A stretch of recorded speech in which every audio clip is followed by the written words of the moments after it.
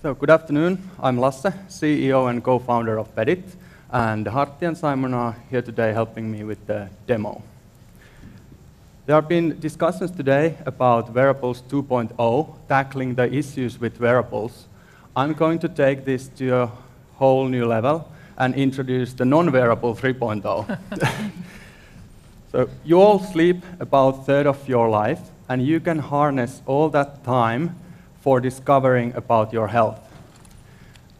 There are solutions out there like that can track and analyze your sleep. But with many of them, sleep is kind of the side information or side offering, or they are so uncomfortable that they become useless and go out of the business actually. So we're going to make your bed smart. Our sensor is an ultra-thin sensor that goes into your bed under the bed sheets, and it attaches to your mattress like a thin sticker. Once you put it into your bed, you don't even notice it's there. And every night while you're sleeping in your bed, it's making the analysis of your sleep and wellness automatically.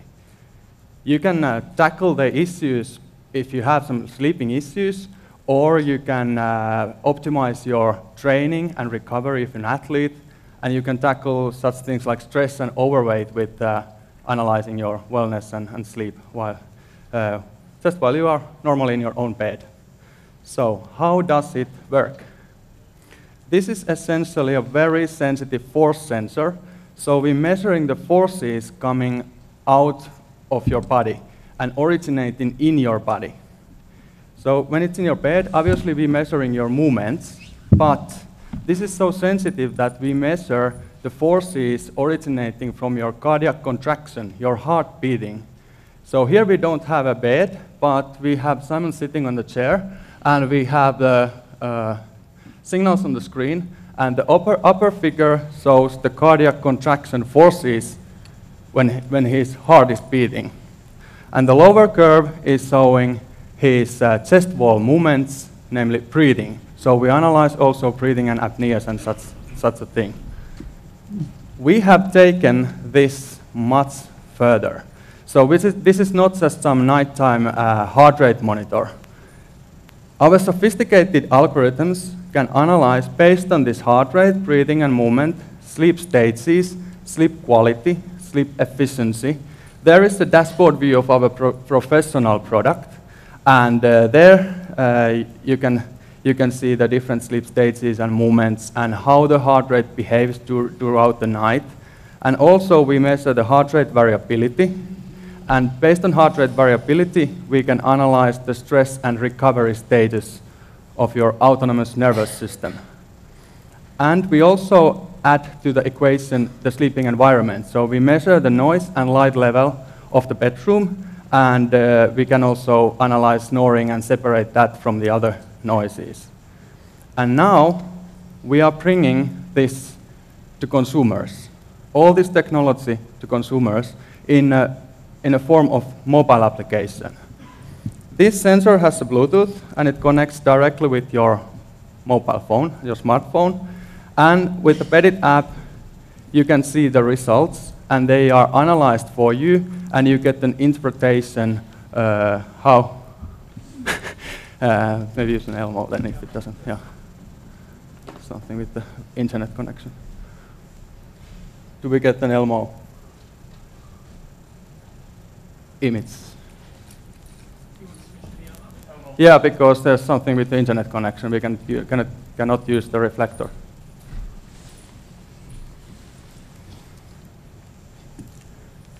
So Beddit app shows you the sleep score, and it gives you the breakdown of different aspects of your sleep and wellness and how they affect to your sleep score. And you can see the nightly timeline of all the events, when you went to the bed, when you fall asleep, if there are noises, and if you were absent for a bed, some bed exits, and also snoring events, if we can separate them from the other noise so that you can finally stop fighting with your spouse who is snoring and how loud. And the results are shown with the context and with recommendations. And we have also integrated a coaching engine that personalizes the coaching for you. So when you create your profile, it asks you, what are your key interest things? Is it general well-being, maybe some lifestyle issues, stress, sleeping issues, or if you are into sports? And based on these user profile and these objective measurements, it personalizes the coaching for you so that you get what you need from the application. We also collect feedback from you in the form of wellness diary and a mood tracking. And if you like, you can share your sleep scores and your improvements with your friends, so giving a social aspect as well. Obviously, it also has a smart alarm clock, waking you up in a good sleep states if you like. So as a summary, we minimize all the interaction overhead so that with any of the current devices, with Beddit, you don't need to charge any batteries, you don't need to manually sync any information, and you don't need to wear any sensors. You just sleep naturally in your bed. This is how I like to sleep. We are right now running an Indiegogo campaign, and we just today passed our $400,000. Need to switch back to the. Just passed our $400,000 today, a couple hours ago, and right now we really want to make this big, and that is why I would like you to come to talk to me. Thank you.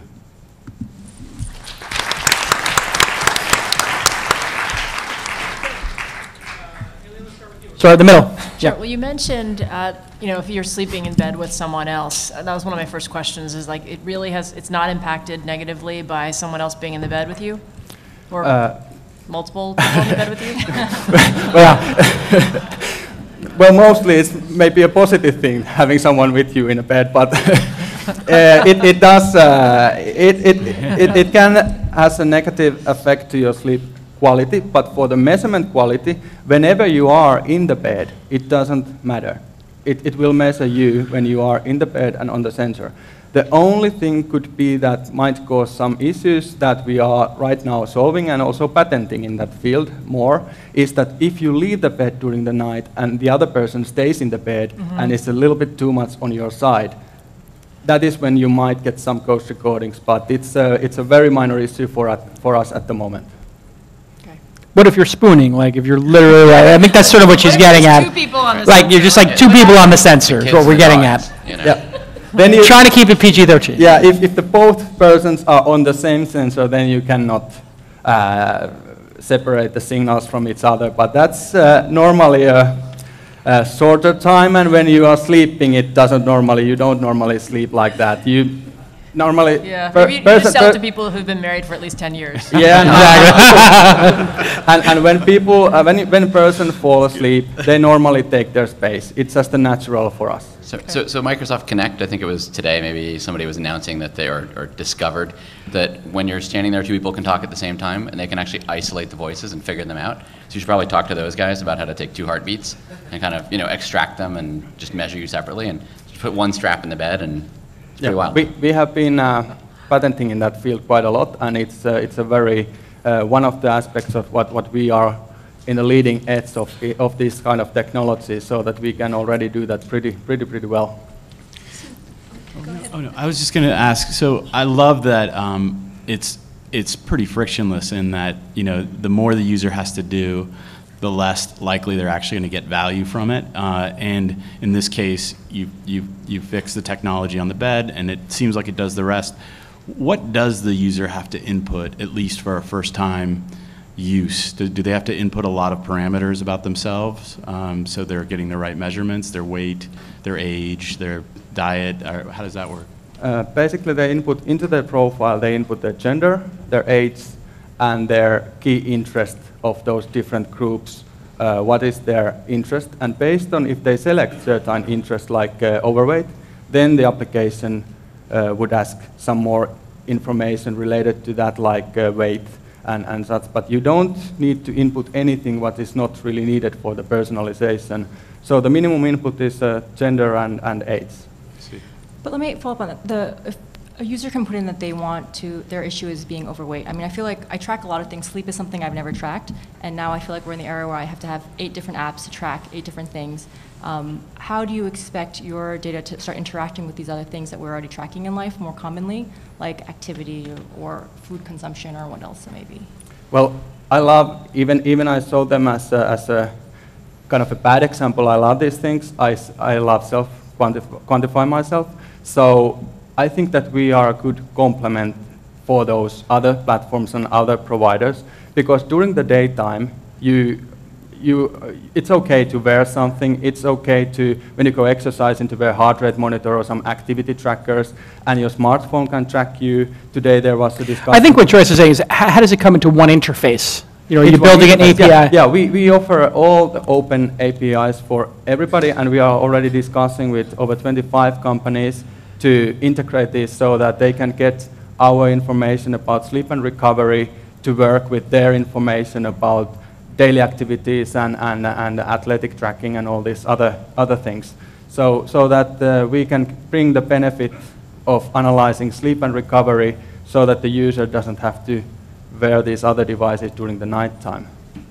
So one of the things, do you think this is about quantifying yourself or helping to quantify others? So for instance, I have 2 grandmothers in their 90s, and we think a lot about how to quantify how they're doing. They live alone, they want to live alone. So do you think this is about me and my sleep quality, or my fight with my husband about how much he snores, or is it about quantifying others and bringing that data to us?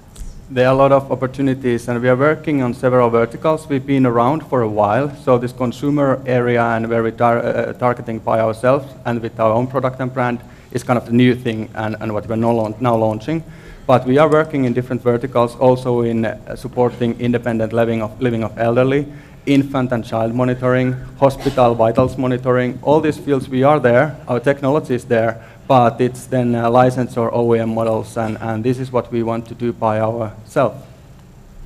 Yeah, because I mean, I think that's a huge market, and you know, quantified self is actually a very tiny market, but quantifying others or helping others is massive. And if you could pull on the heartstrings of all of us mothers and spouses to help those around us, I think it could be pretty big. They are interesting markets, but obviously the quantified self type of people and biohackers such as the early adopters, we are targeting to the crowds. This personal health market is now exploding. It's heating up very fast.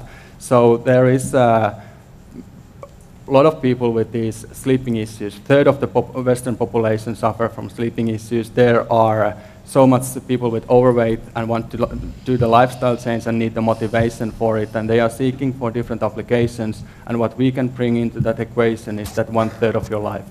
Great. Kevin, do you have any thoughts? Oh, no. Good. Okay, let's hear it. Beddit.